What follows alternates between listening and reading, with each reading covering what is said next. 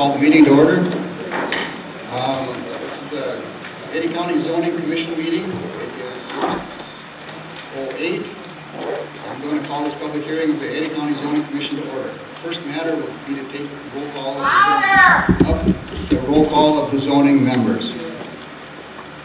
Stu Richter. Here. Linda Collier. Here. Levi Rue. Here. David Almaris. Sean Weaver. Here. Ashley Lees. Here. Robert Hanson. Here. Lucas Ford. Here. Okay. Point of order. Chairman, may I have a point of order, please? Okay. Having started.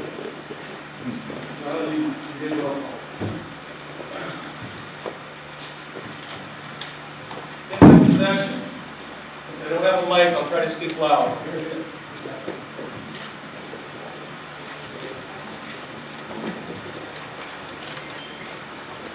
In my possession, I have documents that have been filed with Eddy and Wells County that prove two members of this board, Stu Richter and Bob Hanson, and one county commissioner, Dave Gerst, not only have land committed to the proposed Flickertail Wind project, but also have signed lease agreements with Flickertail Wind LLC. Okay, I'm going to have to stop you. This is a special meeting, so we have to stick with the agenda specifically as it was published. This is point of order. This is establishing who the board is. The decisions of this board affect individual rights, and they will be making decisions that will directly impact the Flickertail project, and that are directly involved in it. Therefore, these individuals need to publicly disclose their conflicts of interest, and the remaining board members need to vote whether these members with potential conflicts continue to vote on this matter. Under North Dakota Century Code 44-4-22, a person acting in a legislative or quasi-legislative or judicial or quasi-judicial capacity for a political subdivision or of the state who has a direct and substantial potential or personal and pecuniary interest in the matter before the board, council, commission, or other body must disclose the fact to the body of which the person is a member and may not participate in or vote on a particular matter without the consent of the majority of the rest of the body. I ask that these members recuse themselves voluntarily today from participating and voting on issues relating to the wind energy conversion project. If they choose not to voluntarily recuse themselves, I ask that the publicly available evidence presented that the remaining board members vote to recuse these members. It is important to know if these individuals ignore the recusal and proceed to participate in this meeting, the decisions made can legally be challenged and overturned. In addition, under North Dakota Century Code 44-4-22, the Commission with a potential conflict has a duty to disclose the fact to the rest of the Commission. I ask that you disclose your conflicts, please.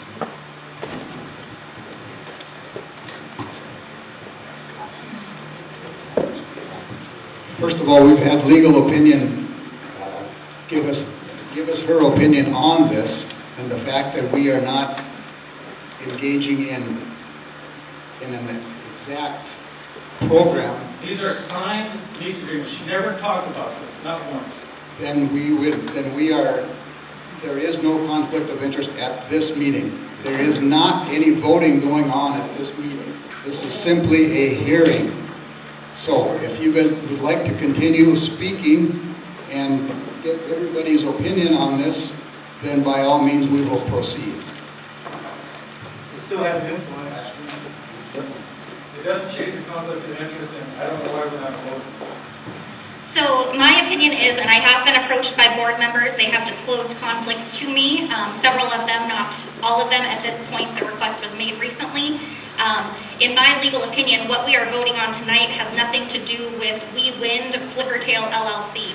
This is a general zoning ordinance change to our policies. This does not have anything to do with We Wind. You are not here tonight to testify whether you want We Wind to be here, Flickertail to be here or not.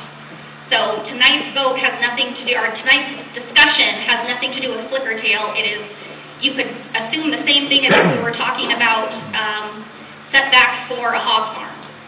This doesn't have to do with any particular project. This is just something that is being a correction being made by the zoning. So I have told them as their legal counsel that they do not have a conflict of interest tonight. In the future, when we deal with any permitting process for Flickertail Wind Company, there would be a conflict and it would need to be disclosed at that time. This point of order is regarding conflict of interest. Okay, thank you very much. Moving along. Point of order, please.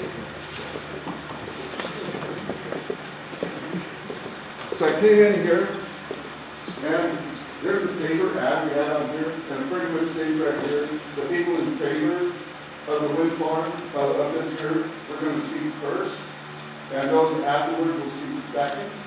And the way it was signed sheet up here, it's those in favor of keeping the 3-point, the PSC standard, and those that want it greater. So what has happened is that went out here and they forced the people that want to come back and say, we have issues with this being that close, we no longer have that. So they forced us out with people that want what PCR, Wind, Flickertail, all these people want. And we don't have no more agreement, we're not going to be speak. And I think that's misleading. You put the ad in the paper, and you worded it one way, we get in here on the second sheets, and it's worded totally different. An hour's an hour. I don't get it. It's going to be 2 hours for the other side, is what it's going to be. Yes, it is. When you have, it's not the same as what you put in the paper. This is a special meeting, and you have to follow what you put in the paper. You can't change it when we walk in. And that's exactly what you did. You changed the special meeting of what it was supposed to be. So if you force those of us, so I'm probably not going to get to speak tonight, because we're going to have people in favor that are going to speak in front of us on the 3-point, on the minimum setback. And I'm finding this is wrong. But right here, I'm sorry, but I don't follow that at all. I just don't. does anyone else understand that? You want me to read it right here? Right here. Well, I'm not going to make the determination. You guys haven't even given me an opportunity to explain it. Because we walked in the door and we got hammered. I come up here and try to explain to you, it says those, the second hour is reserved for testimony in support of increased setbacks and minimum ground clearance. It doesn't say keeping the same level. We're all in support of changing the setbacks. No, this is increase versus not increase.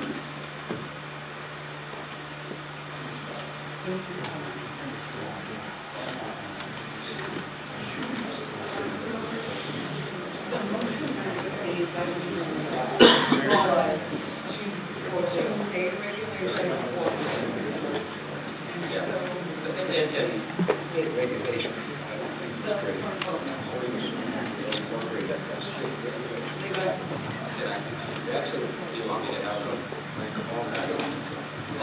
I'll just speak loudly. Does the secretary have the minutes from our previous? She does not have them here. Okay. It was my understanding, the motion that I made at our last zoning meeting in the basement of the courthouse, whatever day it was, my motion was to modify zoning in regards to setbacks. Now, I might have a couple words mixed around here, that's why I asked for the record, but modify zoning in regards of setbacks to meet or exceed the state's recommendations. That's what my motion was to meet or exceed the state's guidelines on setback distances. Correct. In the motion, I never said anything about the tip to ground height. I don't believe we talked about tip to ground height at that meeting. The motion was for specifically 10.1.6 and 10.1.5. That was referenced to which one of those is the tip to ground lake. But all I mentioned in my motion that was seconded and voted on was the distance, the setback distance. I mean, I don't know those sections off the top of my head, so for me to make a motion like that would be uncharacteristic of me. That's why I was asking for the minutes, so we could clarify it. We don't have them here. Okay. So the same, everyone that read this ad and showed up, then we still think that we go over and say you're a greater one, we'll see in second hour, and that actually on here doesn't say equal to. And so therefore, when we go in here, and we have to sign that out there, everyone is signing and say, when you go up and look, you got all the wind, you got one paper that's all signed on one sheet. So those that are opposed to it, are not going to be speaking. No, they'll be cut off in 1 hour. We will be cut off in 1 hour. Both of you will. Both sides will. Well, I just want to bring that up, but it's been on the record, I expect this whole issue, and that's good. Okay, moving along. Can you read the amendment, what you're proposing to amend, so everybody on the same? Yes, I'm getting to that. This hearing is called as the Zoning Commission is considering amending its ordinances to change sections 10.1.5 and 10.1.6 to at least match state law. Currently, our ordinances provide that each wind turbine shall be set back from the nearest occupied dwelling, commercial building, or publicly used structure or facility at a distance not less than 1,400 feet. Each wind turbine shall be set back from the nearest public road or above-ground communication or electrical line at a distance not less than 200 feet, determined at the center of the existing right-of-way. Each wind turbine shall be set back from the wind energy facility perimeter at a distance not less than 2 1/2 times the rotor diameter of the wind turbine. The blade tip of any wind turbine shall, at its lowest point, have ground clearance of no less than 75 feet. Okay? But state law provides for areas less than 1 1/10 times the height of the turbine from the property line of a non-participating landowner, and less than 3 times the height of the turbine or more from an inhabited rural residence of a non-participating landowner, must be excluded in the consideration of a site for a wind energy conversion area unless a variance is granted. So right now, our ordinances are not as restrictive as state law. So state law does apply. It's confusing to read when reading our ordinance, so we simply want the language to at least match state law. This hearing is solely to determine if we will amend our zoning ordinances to match state law. It is not about the wind project or any permits that may be applying for in the future. If the wind company requests a permit from the zoning commission in the future, a specifically wind farm, wind company, a different public hearing will be held at that time where you can make statements about the project in particular. Again, today's hearing is just to determine if we will amend our zoning ordinances to match state law. So in order to consider this, the commission, as advertised, will allocate 1 hour for speakers to present their testimony in opposition of following state law. If you believe the state setback should match state law, you will speak second. During this time, each speaker will be required to sign in with their name and address and will be given up to 5 minutes to present testimony to the commission. Your time is not to be granted to another speaker. Each speaker will only be given 1 5-minute time slot for the whole hearing. At 4 minutes, a yellow sign will be shown to the speaker indicating they have 1 minute left. At 5 minutes, a red sign will be shown to indicate the speaker must stop speaking. At exactly 1 hour after the first speaker begins, those who support the state setback amendments will be able to speak on the same manner.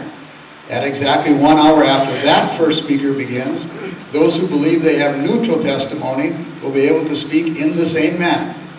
If the neutral testimony does not take up an hour, the remaining time of that hour will be divided up equally between opposition and support. I want to remind you, if you've already spoke, you cannot come up again. At the end of the 3 hours, the commission will consider the testimony and vote at a time to be determined on the recommendation to make the county commission on those setbacks. During a speaker's testimony, the public shall be quiet and respectful. This is not a public forum or a public discussion. The speaker has the floor and the right to be heard in a respectful manner. We will not tolerate interruptions or disturbances. Law enforcement is here to ensure this entire hearing is peaceful and respectful. We do not want to have to remove anyone for violating these procedures.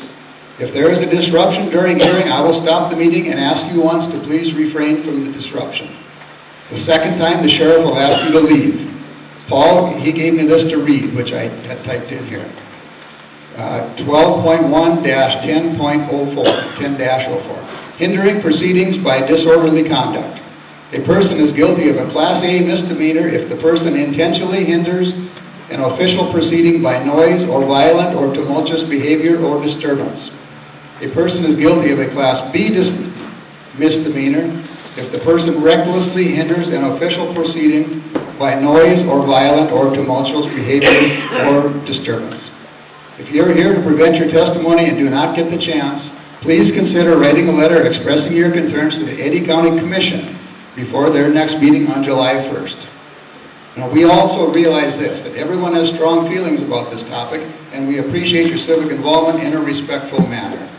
With that, I would call for anyone who is in opposition of following state law to come forward at this time. And I'll give you the microphone.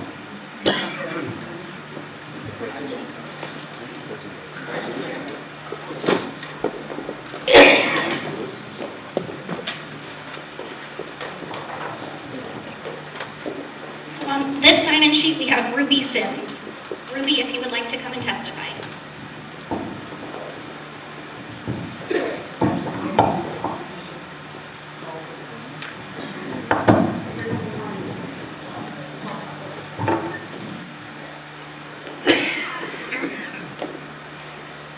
I was in Bismarck last week. I drove on Highway 34. Regan and Wilton area have the wind energy farms. I was a little disturbed after thinking of the proposed blades that will be used in the Eddy County area, with thinking that that's going to be twice as high as the existing field that I saw.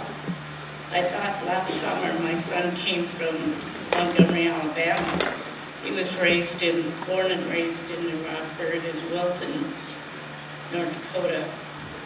And he said he was a little disappointed in the view of our pasture land with the windmills there and what's happening to our state of North Dakota. I, about 3 years ago, watched on Facebook, and there was a farmer 8 miles north of Bismarck had taken all his topsoil, pulled it all the way back, and put these, disposed of the old windmill blades in the field and covered it up with dirt. My concern is, how are these blades, once they've used their lifetime, where are they disposed of? How are they disposed of? And do you have any comments about that? That I know a lot of people are concerned about that. I've been told by wind people that they're now 90%.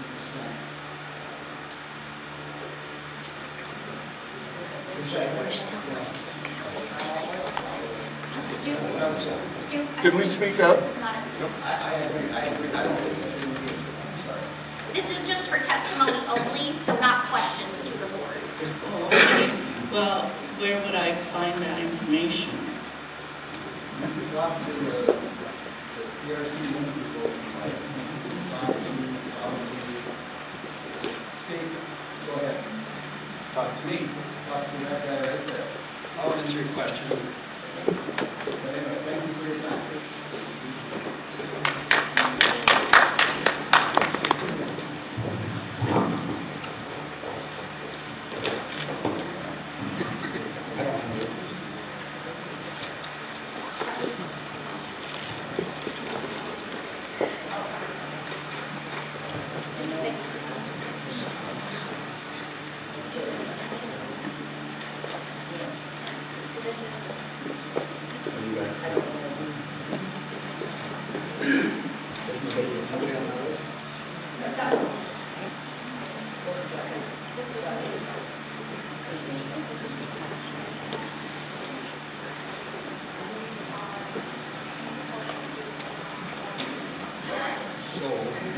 basically what we're seeing is the first hour of opposition opposing the guidelines is up. That's correct. There was one speaker.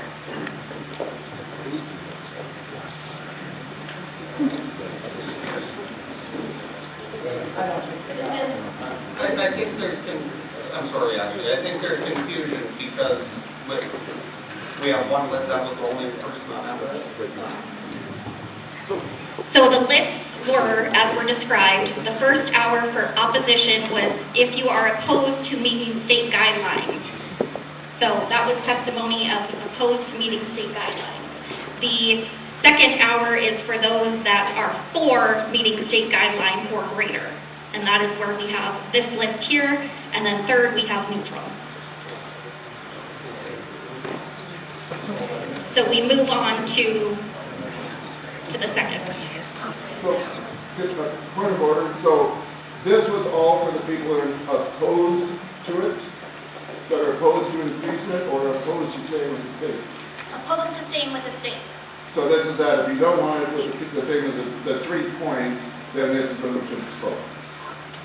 This is if you don't want us to match state guidelines. And it doesn't matter, Up to state state guidelines, guidelines. or it can be greater.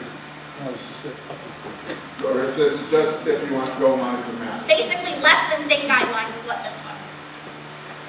Less than state guidelines. We thought it was more clear. Why did you make it so confusing? We didn't think it was confusing at all at the time. It's disingenuous. You guys are disingenuous right now. Okay. Which one makes it harder to build the windmill? So basically, we're going to go to the second hour because that's what the sheet says. That's what we're going to do. Point of order, Chairman. My name is Charles Shuttle. I'm a home rule charter expert. My understanding, I just looked up, you're not a home rule charter. If you're not a home rule charter, this is moot because you have to follow state guidelines. Correct. The only way, unless you're a home rule charter, then you can, home rule charter will supersede state law so long as it's not in conflict. But if you're not a home rule charter, this is irrelevant. You have to follow the state guidelines. I'm just confused. I came all the way from Minot just to be here. That doesn't make any sense here. So currently our zoning ordinances, if you go to eddycountynd.gov, our website, if you look at our zoning ordinances, what they have does not match state law. That's very confusing for anybody that's looking at it.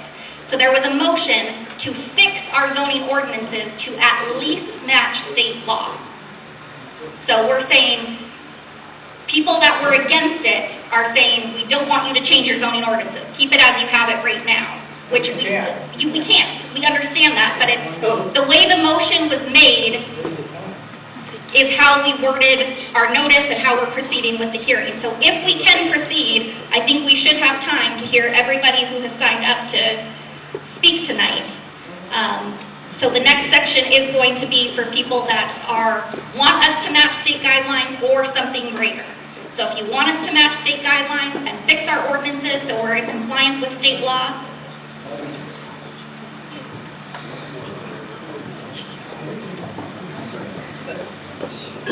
Okay, so with that, we're going to follow along on this list, and we will get to everybody that wants to speak. There was some confusion in the writing, which honestly, when this whole group sat there, I thought we had it pretty well understood, but it isn't being perceived that way.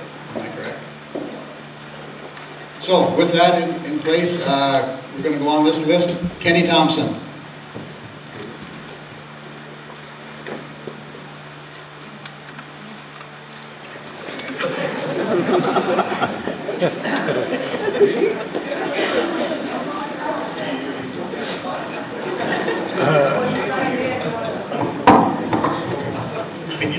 I'm Kenny Thompson. Been a business owner for 45 years in this community. I've seen a lot of things come in this town and a lot of things leave this town. And in my feelings, I believe we need every possible benefit to, I guess, increase every community. I mean, we're struggling with feeder building, we're struggling with all sorts of items in this community. And if we have something that's positive, I guess that's my full statement, is that I think we should go forward with something. Thank you.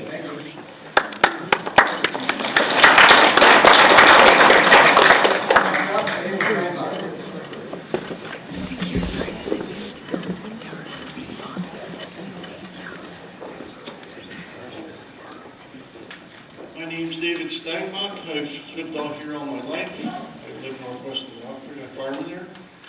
And I'm in support of this project. I'm also in support of following state guidelines, because I figured they've probably seen a lot more projects than we have here in Eddy County. And they've already figured all that out, so to speak. And economic development doesn't come along in Eddy County very often. So I think it behooves us, I think, to go forward with this. Thank you.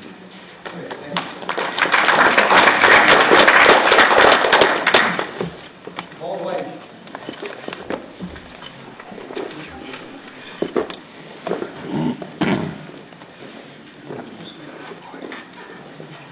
It's a lot to take in. Thank you, Commission and Mr. Chair. My name is Paul White. Can't hear you.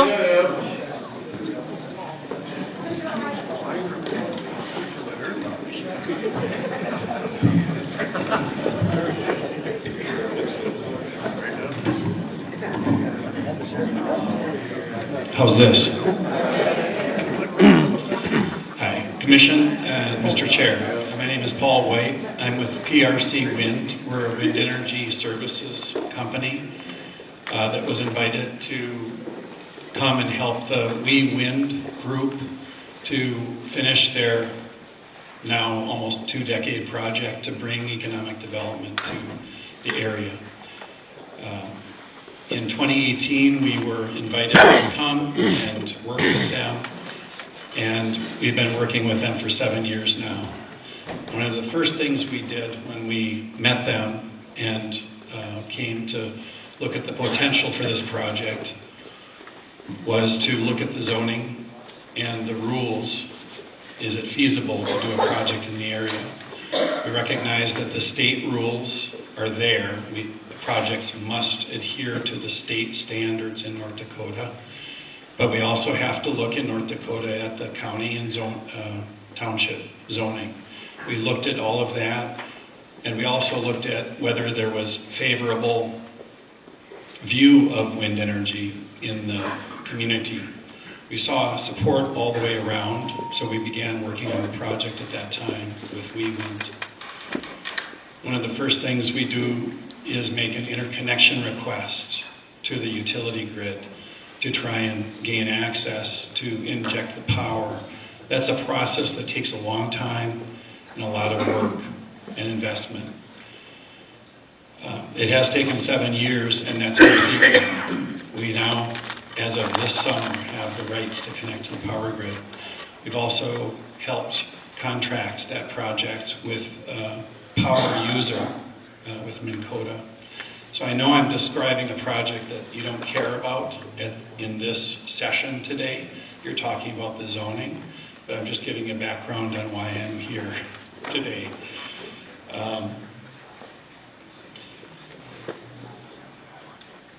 I have been, in the last couple of months, talking with a number of the commissioners from Wells and Eddy County at all levels. And I've said this a couple times now, it seems like they're all ripping their hair out. They're unsure, and same to you. It's very difficult, and I feel really bad for them. I have seen similar in other states, on other projects, when the state permitting does not supersede local. So local gets in the game and there becomes confusion.